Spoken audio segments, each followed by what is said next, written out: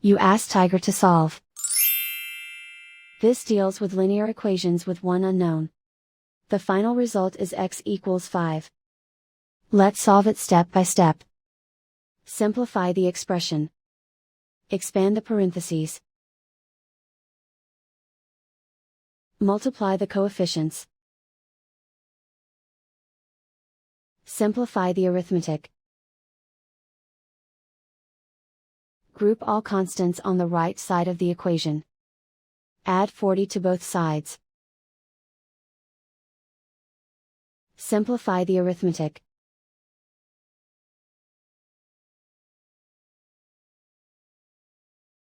Isolate the x.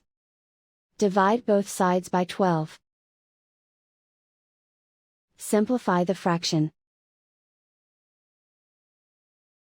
Find the greatest common factor of the numerator and denominator.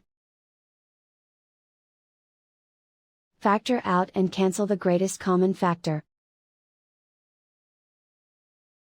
And so the final result is x equals 5.